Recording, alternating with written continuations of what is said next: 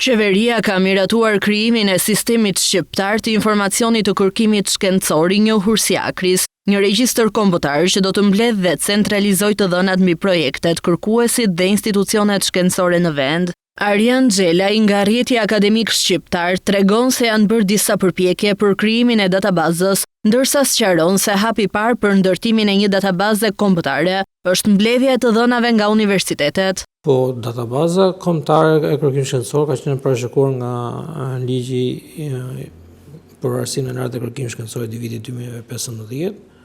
Me të cilën është punuar ndër vite se si mund të konfigurojë kjo. Ka pasur iniciativë rreth vitit 2018 kur krijoa edhe një portal për statistikë e kërkimit shkencor, për të krijuar një census të kërkimit shkencor, i cili kërkonte në atë kohë nga Bashkimi Evropian edhe për fillimin e presin e tratativa dhe pjesën ku kishin ngelur në procesin e screening, pasi mungonin këto dhëna. Sugjerimi do ishte që TESE të avancojë me databazat të universitare, të cilat do i shërbejnë databazës kombëtare, pasi kërkimi shkencor është një punë e përditshme në universiteteve. Por çfarë përfitimesh ka për kërkuesit ndërtimi i databazës? Prodhojnë raporte, bëjnë vlerësime të brendshme, që i shërbejnë vetëm universitetet për dhënë iniciativa të ndryshme për këta kërkues, si në aspektin financiar, po ashtu edhe në aspektin e karrierës akademike. Shpërndarja e këtij në nivel kombëtar do bënte të mundur që këto dhëna pasi shëmblen në Universitetin Universitar të furnizonin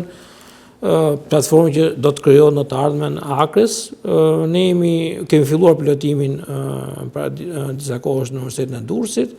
Jemi në trajtim me Universitetin e Tiranës, do bëjmë aty prezantimet e parë për pilotimin aty dhe pastaj pak nga pak mendojmë që të avancojmë në çdo universitet tjetër, duke bërë të mundur që universitetet vetvete të kenë një instrument për mbledhjen e dhënave kërkimit shkencor për gjithë stafet e tyre kërkimor dhe pedagogjik. Ndërkohë, Bashkimi Evropian ka disa kërkesa specifike sa i përket kërkimit shkencor, të cilat vendi ynë i ka kthyer në objektiva brenda vitit 2030. Po instrumentet e financimit të brendshëm varet nga politikat shtetërore, të cilat kanë vënë një target caktuar për të arritur një nivel financimi kërkimit shkencor deri 1% me sa diun brenda vitit 2030, që është një objektiv shumë ambicios, duke pasur parasysh edhe vetë PBA-ja e Shqipërisë është rritur ndër vite, por nëse do të arrijmë këtë do të ishte një financim shumë i mirë, disa fishë asaj që është tani dhe është një iniciativë e mirë.